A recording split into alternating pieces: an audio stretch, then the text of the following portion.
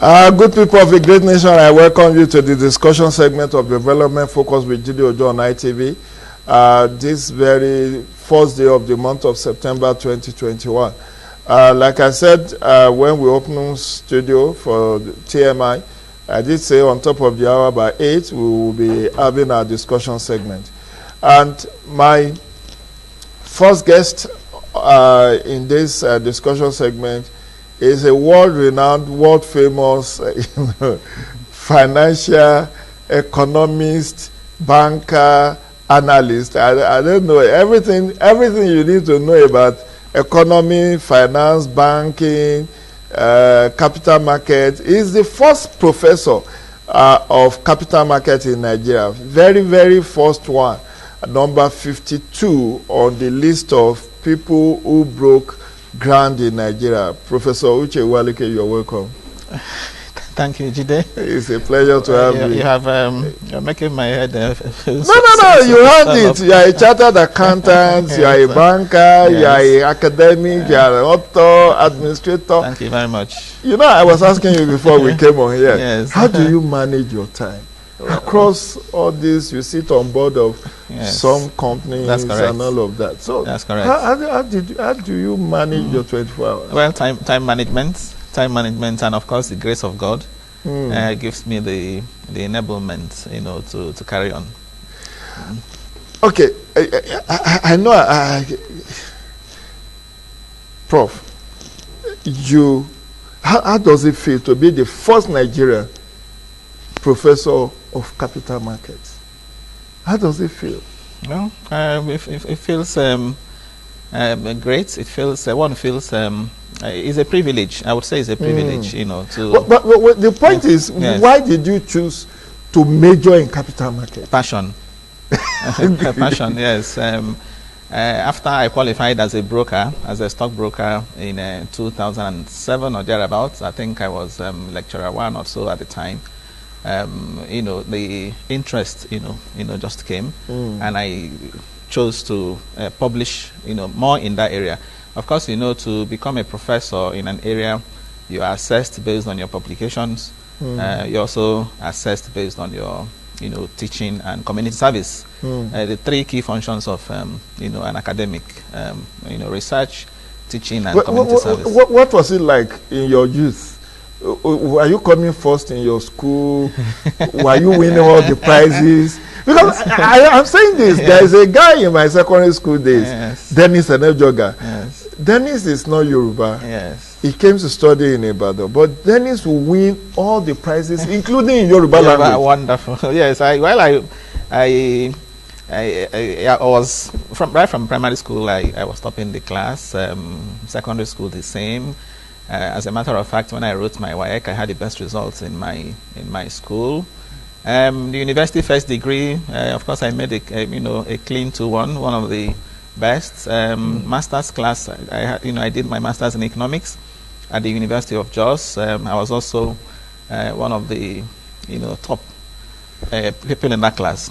Actually made what they call a PhD grade. A PhD grade at the master's level. When you have, which is what I also managed to make. PhD grade. And at my PhD level, I was number 1. Wow. So I thank God for that. Okay. Anyway, you are not here to talk about yourself. we are discussing Buharinomics. Buharinomics for you viewers is what we have branded the President Muhammadu Buhari's economic policies. That's what we have captured as Buharinomics. So let's take it from the beginning, Prof. This administration, in coming to power in 2015, talked about 3 key things: right, economy, security, and anti-corruption. Absolutely. Now, what is your general assessment of Buhari's economic policies from 2015 to date? Well, Buhari's economic policies, you captured it using the term Buharinomics. You can locate that in the blueprint that the government had and still has, talking about the economic recovery and growth plan, talking about the one that is currently on now, the economic sustainability plan. Of course, those are beautiful, beautiful documents. No doubt. The thing to note is that of the ERGP, didn't come out in time. Yeah, 2017 yes, to 2020. So the regime came into power 2015. So it didn't really kick in, in good time. And of course, that affected the implementation of that plan. If you look at that plan, the target was to achieve a GDP growth rate of 7%, by 2020. But of course, you know what the situation is now as we speak. Another way to assess the Buharinomics is to look at the outcomes, over the period of 6 years. Outcomes in terms of real GDP growth, outcomes in terms of inflation rate, where in terms of unemployment, the macro indicators, for example. The reality is that these indices, have not really, performed as desired. And then, but one would blame that partly on the fact that as soon as the regime came on board, you recall, for an economy that is over dependent on a single source of income. Recall that oil price tanked, oil price fell, and that affected revenues. That also affected reserves. External reserves also dropped, and of course that also meant we had challenges in the forex market. Okay, so if you look at that, and don't forget again, all of that culminated in the recession that we had in 2016 and 2016, 2017. And then there was also it went COVID. Again in December. COVID. Okay. 2020 we had COVID. So if you take all these factors into consideration, it's not surprised that the targets that were projected, were not met. So as we speak, we have adverse variances in terms of employment, in terms of price stability. When I say price stability, I'm talking in terms of even the three prices. We talk about inflation, we talk about exchange rate, which is also price, and we also talk about interest rates. So in terms of these three, okay, I would say the outcomes are still off target. Okay, and I've told you, partly why that is so. So yes, we had as I said earlier on, good things on paper, but implementation has always been the challenge. Okay, before I'm coming back to Buharinomics, but I don't, because of our very limited time on this episode, I cannot but ask you about your sojourn into governance at your state. You were commissioner for finance for like 6 months. You're one of the short-lived, yes. in the administration of former Governor Imo State. Former Governor yes, Right Honorable Right Honorable Emeka Ihedioha. Yes. Now, that's what were you able to do in that very short period that Emeka Ihedioha was the governor of Imo State? As commissioner for finance. Yes. Did you help to cook the books? They said no governor can steal without his commissioner of finance. And I think it's even public knowledge that that regime, even though it was short-lived, achieved a lot in the 7 months that it was there. It's not me that's been saying it. It is even the people of Imo State, that are saying it. They felt the impact, across all the sectors. And of course, as the Commissioner for Finance, by the way, Jide, I am not a politician, and I was appointed, because His Excellency felt that I had something to offer, and that was why I was asked to join the team after I had served in the transition committee that he set up after he won the election. I served in that committee, in the finance subcommittee. So we were able to, first of all, ramp up IGR, okay, Internal Revenue of the state. And of course, you know that a lot too, when you come into governance, you from the finance end, you are thinking of implementing public financial reforms.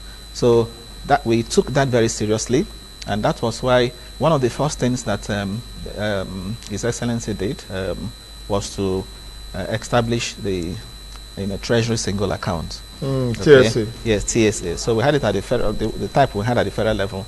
We also started it in Imo State, and of course, you know what that meant in terms of plugging, loopholes. We also tried to, at the time, to clean up the payroll. The recurrent expenditure was huge, particularly personnel cost. So we tried to also, fix that. So we are also looking at several aspects of the state's, finances. In terms of also record keeping, for the first time, the state published its accounts, in line with international public sector accounting standards. There's nothing like saying that it happened during your time, just as the NNPC MD is also happy that it was during his time that they started publishing those things. And they made profits. Exactly. So we had all those things, going for us in Imo State, and I thank God that we were able to do that within the short period of time that we stayed. I was really proud of you when you joined that team, because I know you are going to add value. You are somebody I've known over time, and we've been on different panels together discussing national affairs. Anyway, coming back to Buharinomics, let's look at what will you consider. It's a tripartite. Yes. We want to look at the successes, the challenges, and the way forward, the prospects. Yes. So if we are to look at, maybe we'll start from the challenges, really. Okay. Maybe we'll look at it, because you are already on the challenges. On the challenges, yes. So we may as well exhaust the challenges. Yes. That you have talked about COVID-19 impact. Yes. The issue of the ERJP coming late in the day, 2017, yes, when the admission came into power in 2015. So let's look at other challenges. Then we'll look at the successes.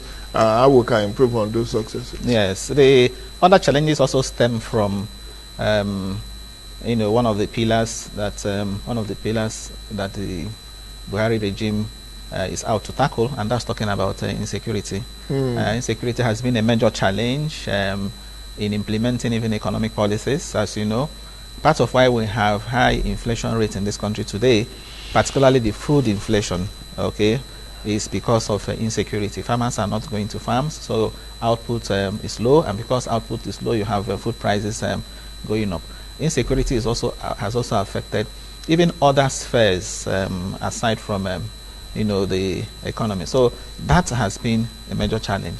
Another major challenge is again our continuous exposure to the vagaries in the oil markets. The economy has continued to depend on what comes in. So once reserves are affected, once the central bank feels it is not in a position to intervene strongly, you see the pressure on the forex market. So forex pressure has been a major challenge, which is why you saw the central bank in the past using one form of restriction or the other, and some of them are still in place up to now. So forex challenge has been there, insecurity has also been there, and again, of course, the issue of corruption is still there, even though the government keeps working on it. But we also see that dragging the hand of the clock back. So these are some of the challenges I can identify. So let's calibrate this. You've identified quite a handful of challenges. Are these challenges not self-inflicted? In the sense that a lot of people will say there's no political will to fight the issue of insecurity and even corruption. We continue to get very lowly rated in terms of fight against corruption. At least if we go by Corruption Perception Index of the Transparency International. Yes. And then there are certain revelations that have come about the fight against insecurity, finger pointing of government not doing enough, and maybe some of this issue of insecurity being politically motivated. Do you think Buhari should have done things better or handle this situation better? Is ill health also an issue? Is it a challenge? For the better part up to 2017, he was in and out, on medical tourism, and it's not completely out still. Okay, but we are praying for. No, we pray that he's gained his health back, but yes, at some point he went for like 6-8 months, in 2017. Yes, he was out for a while, but the state was still functioning. Remember his able vice, yes, was in charge at the time, and we also saw that even during that time, we saw some promises here and there, promises in terms of things to do with the economy. Mm-hmm. So I wouldn't say that his ill health had done so much damage to the whether the economy or the entire Nigerian socio-political governance space. So the issue of insecurity, remember too that for Nigeria, you could say it's more of a legacy thing. Okay, yes, it's a legacy project. Yes, he inherited it. So that was inherited. But even the first president of Nigeria inherited insecurity in some sense. I've seen newspaper publication of bandits attack in the 60s, or even kidnapping in the 60s. It's just that maybe it's not on this scale. On this scale, yes. So there was a problem of insecurity, when the administration came on board, and that was why it even became, a major issue, to tackle. It's just that in recent times it has assumed, different dimensions, especially the kidnapping, and I will also say that the part of why we have also had it, in the scale that we have it, especially the ones that are surfacing in, places that before now didn't have them, like the southwest and southeast. I would say stems from feelings of marginalization. Okay. Let's cut the chase. Let's cut to the chase. Issue of this administration has borrowed more than any previous administration, and they keep telling us that our debt to GDP ratio is still very low, that we are not borrowing enough, we are doing well with our borrowing. As an economist, as a financial expert, do you agree with this sentiment? Yes, I to the extent that Nigeria is large, whether in population, in terms of even the economy, the biggest economy in Africa. Even following the recent rebasing that South Africa did, Nigeria is still the largest economy in Africa. If you look at our debt stock in relation to that size, you would say that it's within. But the problem, but I don't agree that we should continue to borrow because that debt stock to GDP is low.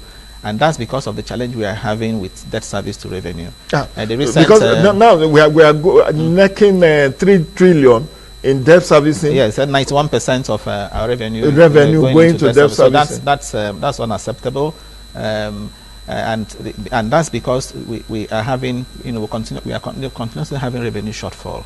Okay, and of course that if we're able to ramp up the revenue, then it's no longer a problem. But as long as that revenue is not increased, okay, I wouldn't subscribe to the issue of continuous borrowing. There are you were asking me what we were doing in Imo State at the time. We were in the innovative ways of financing, outside of revenue.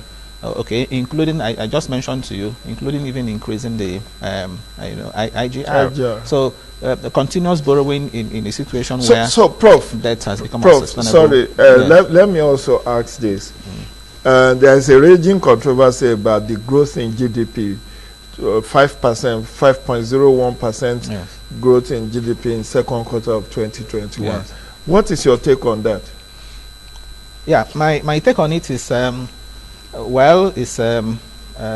it's positive development in the sense that since 2015, since 2016, the highest growth rate we've had was 2.7%, and that was in 2015. Since 2015, rather.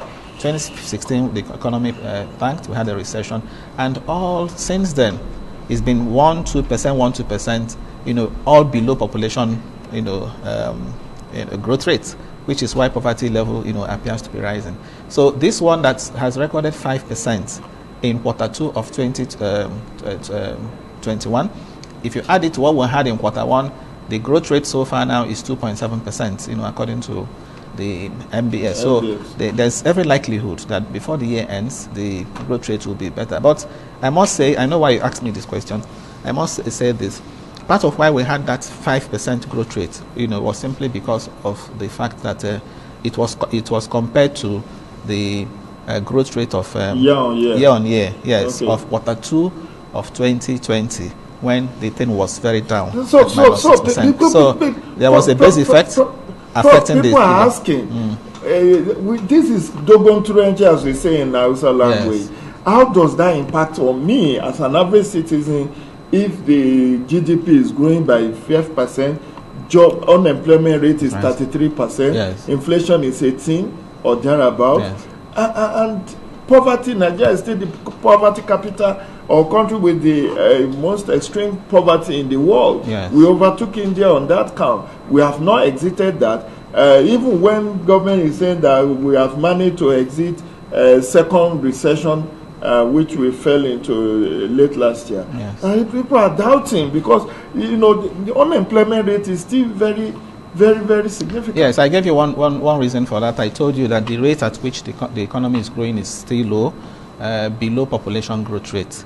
So you are not likely to feel it. That's one. The second thing is that if you disaggregate that figure, the GDP growth, for quarter 2, for example, we had more of non-oil sector powering the growth, which is good. But even in the non-oil sector, if you look at year-on-year basis, the agri sector fell. The agri sector has been falling year-on-year, even from in quarter 2, in quarter 1, and in quarter 4 of 2020. So what that means is that output is shrinking, food output. And if output is shrinking, food output is shrinking, you can expect that inflation rate to be rising.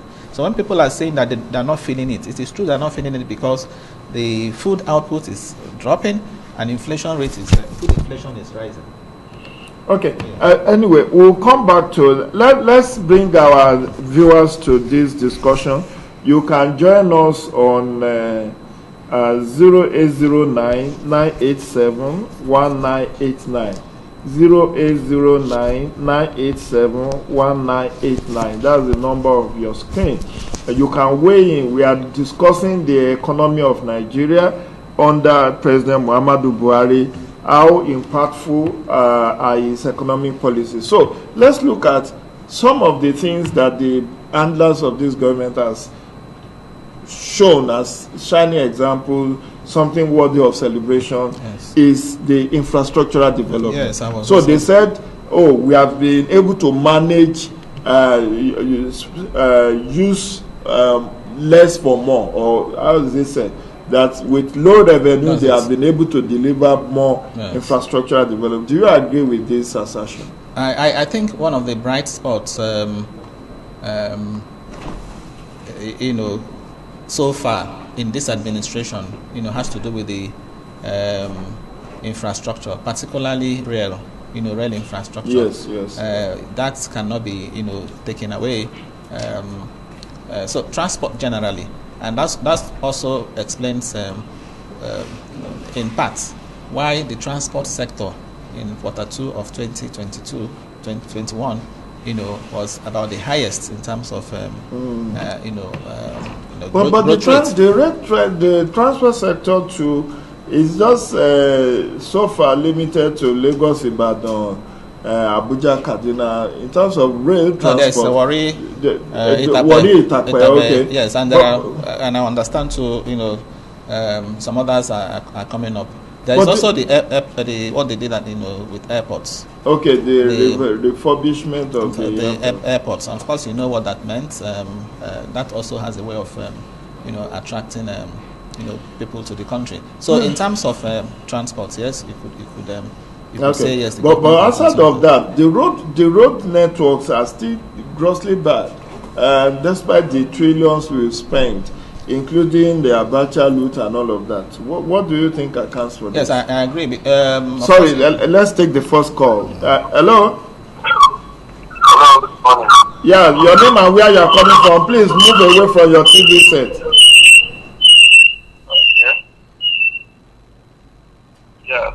Can you hear me now? Yes, I can hear you. Your name and where you are calling from, please.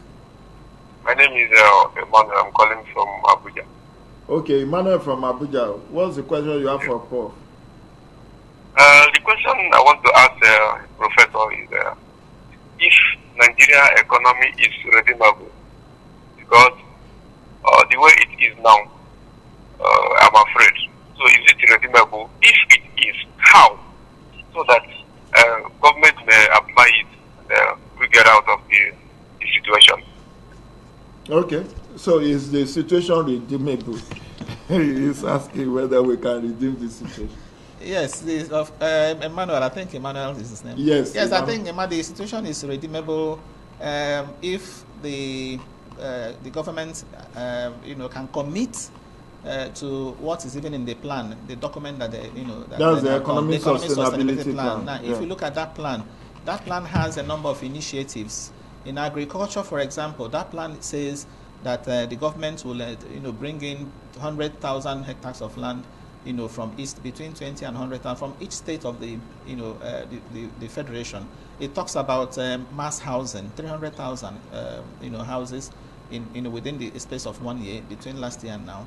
It also talked about, off-grid, power solutions like solar, solar projects. So there are very good initiatives in that plan. So the challenge is how to implement, what we have in that plan. So I think it's redeemable. But my fear is that time is running out.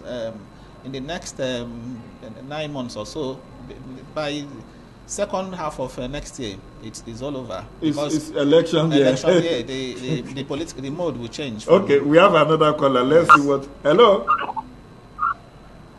I called back. Okay, is that Emmanuel? Yes, it is. But I didn't finish my question. Oh, okay. Prof was already answering your earlier question. Yes. So let me go straight to the point. Is there anyhow insurgency, bandits, and all that affecting the economy, or can the government do something even at that? Okay, thank you very much. Let him respond because of our time. Yeah, Jide, I will leave you to also weigh in there. I think, of course, insurgency, banditry, kidnapping, all of them affect the economy, negatively. The government, is doing something about it, in my view, which explains why they had to send the supplementary appropriation bill, which the National Assembly, as granted, approved before they went on their vacation. Out of that, nearly 1 trillion naira, over 700 billion, is meant for security. And interestingly, the six Super Tucano was inducted yesterday to enable the fight against insurgency. Because of very limited time we have to wrap up on this. What are the other successes you have seen achieved by Buhari under these economic policies? The other successes, one can see that from the prism of monetary policy. The central bank has done a lot in terms of interventions. And even with the even current, with the recent ban on sales of forex to BDC, Bureau de Change, you think it's a very good No, that's a very good development. How is it a good sanity, to bring sanity? Because there's no shortage of forex. Yes, look yes, at that's how our currency has fallen. I agree. The naira is turning to Zimbabwean dollar. No, you don't think it's... No, it's the near term. It's a near term reaction. Okay. Yes, over a period of time, these things will sort themselves out. So I think the central bank has actually, whether in terms of forex management or in terms of even their development, but people finance are initiatives. losing money in the stock exchange. I mean, you are an expert here in capital markets. That's your forte. Yes. People are losing a lot. The shares many people hold is not what the paper on which is written. Yeah, but you also know what happened last year in Nigeria. The Nigerian stock market was rated the best in the world. Last year. Let's take this last and final call before I release you. Hello. Good morning. Yeah, good morning. Your name and where you are calling from? Yes, my name is Ambrose. From where? I'm calling from Abuja, Tungamadi. Okay, Ambrose from Abuja. Go on. Yes, I heard what Mr. Richard said. The plan federal government has for Nigeria in terms of agriculture and the housing. And he made mention of the pan meat as of next year. There will be a kind of campaign kicking up. Yes, I'm not asking, does it mean that federal government was not aware that Nigeria needs houses before? For over 6 years ago, now they're having such plans to go on. Does it mean that federal government does not know that Nigeria needs agriculture, we need food, and this pan meat, they're having such plans? So this plan wasn't in their mind at earlier stage. Now they have rules, testing them, customer, and they are still having not the hard plan for us. For how long we been continue having such plan for us? Please, sometimes I begin to wonder, plans for government, I think they are not part of us, or they were born in another country before they come to Nigeria. It's very, very unfortunate that. Okay, thank you very much, Ambrose. Let my guest respond to that because of. Yes, Ambrose, I quite appreciate your concerns. These plans were there in the original document, the Economic Recovery and Growth Plan. As I mentioned earlier, the challenge was implementation. They were not implemented, and much of what we had in that ERGP, we also seen in the ESP, and it is hoped that this time around that will be implemented. And that's the fear I have. The fear I have is that by the end of this administration, it will be judged not by what it has put in place, but by the outcomes. So people will be looking at inflation rate, what was it during your time, GDP, what was it rate, the outcomes. So some of the things, exactly, so the outcomes, and that is why it's important that, that this government should use the remaining time it has to do, to really do something, because the time, as I said, is running out.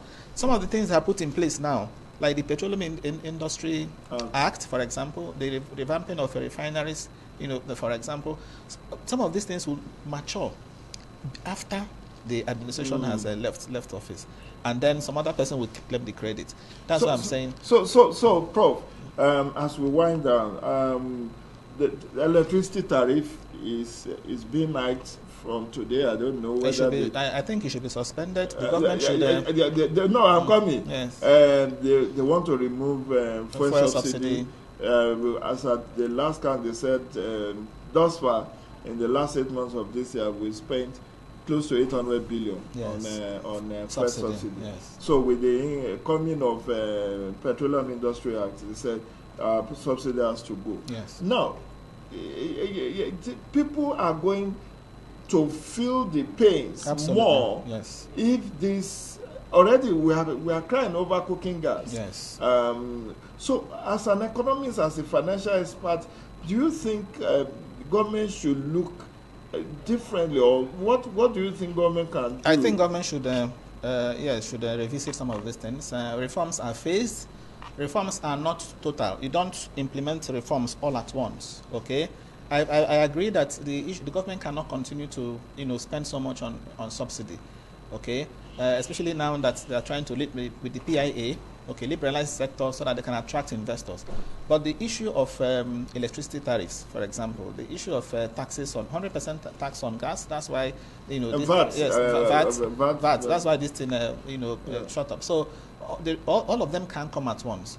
That is why I'm very scared about the outlook, of inflation rates. We are beginning to see some deceleration taking place, but that may not be sustained if all these ones. Inflation is still about 18%. Yeah, 17.3. So it's still high. So what I'm saying is, by the time. Meanwhile, 2 years ago, or at the beginning of 2020, it was like 11%.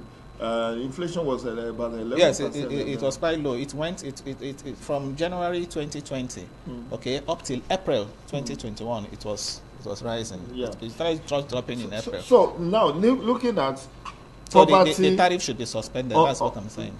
Poverty, unemployment, yes, and inflation. What is the way forward? What are the prospects? What do you think government should do to impact better? Because people are saying, look, with all the so-called achievements, what we are experiencing is high cost of living, yes, not high standard of living. Yes. You and I know basic economics. High cost of living, no matter the growth you claim to have achieved, yes, if people do not have improvement in their standard of living, yes, they cannot believe you. Yes. So how do we move from high cost of living to high standard of living? Your closing thoughts. Yes, it's just to look at what we have as a plan and implement that plan. Okay, make sure that for example, the agric plan talks about creating 5 million jobs. Okay, so it is job creation that will solve this problem. It is output, increase in production, that will solve this problem. Just as you said, if we keep having, even if we have high GDP growth, which of course is a necessary condition for development, but if we have high GDP growth that is not inclusive, that doesn't create jobs, okay, then it's as good as useless, because what that means is that it's only a few income is in the hands of a few. Okay, it's not redistributed. So the way to go about it is to look at the plan that we have, and then ensure that it is implemented. Do you think population control it should be adopted like China did? Peg the number of child per woman, or is it per family, to 1 at some point, 2. Now it has industrialized. It's now saying you can have more children. There's a project that President Olusegun Obasanjo, His Excellency former President Obasanjo, is championing, and I have the privilege of becoming part of that project. We did a research on it. That project is called Population as an Asset, for Africa. Okay, so I don't subscribe to population control. Population should even be seen as an asset. For us in Nigeria, but people 200 million population is not a challenge. Okay, China is over 1.something billion. 1.3 billion. 1.3 billion. India is over a billion, and they are harnessing these resources. Okay, so what is important for us to develop human capital? Use those per population as asset. Human capital means we invest in education, for example. If this get educated, they become productive, and once they are productive, you won't be talking about population control. Population control isn't the solution. What about industrialization? How do we industrialize this country? Because right now, our electricity generation, high cost of doing business. Yes. We didn't get to talk about that. Yes. What very briefly, do you think we can do? Ease of doing business. Yes. This government has been mouthing it. Oh, we are going to promote ease of doing business, but the cost of doing business is still extremely high. It's extremely high. You mentioned particularly for small MSME, yes, micro, small, and medium enterprises. Yes. You said, how do we industrialize? The way to go is to provide an enabling environment, and part of that enabling environment is ensuring that you have adequate power supply. Power supply is very key. It's very key, which is why I mentioned earlier that government said in the plan, ESP, that there's an intention to move attention from the national grid to off-grid solutions. We should have off-grid solutions in this country. We should have alternative. Don't you think restructuring to move electricity or power generation to concurrent legislation so that a state like Lagos can have its own power plant and run it. Other states like Rivers or the Kano can decide to own a power generating and electrify their states without having to put it on national grid. Beautiful. This point you've mentioned cannot be overemphasized. Okay, we need to. The government needs to, remove its hands from some of these things. We need to decentralize, restructure. That's when we say restructuring. These are part of the things we mean when we say restructuring. When we were there in Imo too, we tried to see if we could do that, but there was an advice that we'll run into hitches. There are legal because of legal tussle. Exactly. Okay, Prof. Sorry, we have to call it a wrap because of another discussion segment that will be coming in a bit. I want to thank you for coming. Definitely, this won't be the last time you will be on this show. I intend to bring you again. To look today we were just looking broadly at issues. Yes. We will be looking at segmented sectoral development and seeing how we can but today we'll just focus on the larger, wider overview of the entire economic policies. Thank you very much, Prof, for coming. Do have a great day, happy new month, and stay safe. So we'll be back in a bit for the concluding segment of this show.